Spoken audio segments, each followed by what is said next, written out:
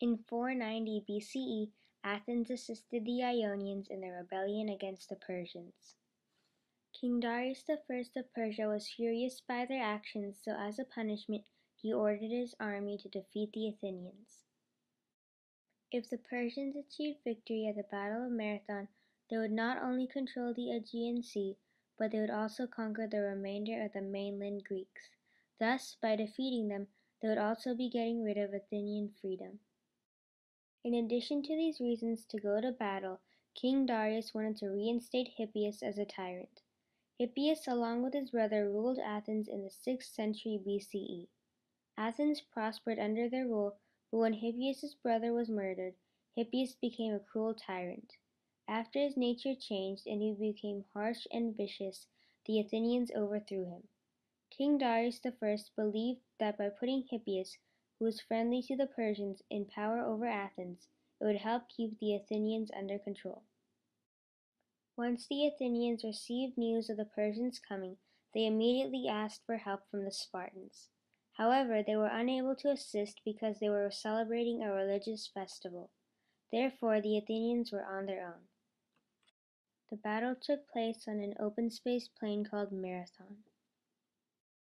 The Athenian army consisted of less than 10,000 warriors, while the Persians had around 30,000 warriors, along with 600 ships. The Athenians were being led by Miltiades, and King Darius I of Persia was controlling the Persians. Because the Persians outnumbered the Athenians by a great amount, Miltiades knew it would take strategy to beat the Persians. Miltiades' plan was to weaken the center of his troops and strengthen the flanks. This was a dangerous move because it would leave the hoplite soldiers alone in the center to hold the middle together. Miltiades decided on this in hopes of getting his flanks to the rear of the Persian army, which would cause panic among the Persians. For 5 days the Persians and Athenians didn't make advances towards each other, but on the 6th day the battle began. The Athenians dashed forward to the enemy, and when both armies clashed, the Athenian ranks in the center were pushed back slightly. As they were being pushed back, the outer flanks of the Athenian army were able to successfully trap the Persians.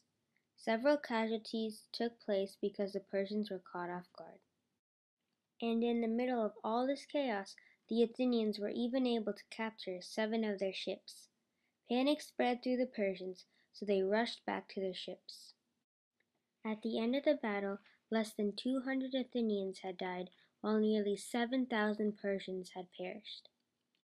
Although the Battle of Marathon was a minor defeat to the Persians, it was considered a great victory for the Athenians. This was a very momentous event because not only was the Athenians' confidence boosted from their victory, but it also proved that the Persians were not indestructible after all.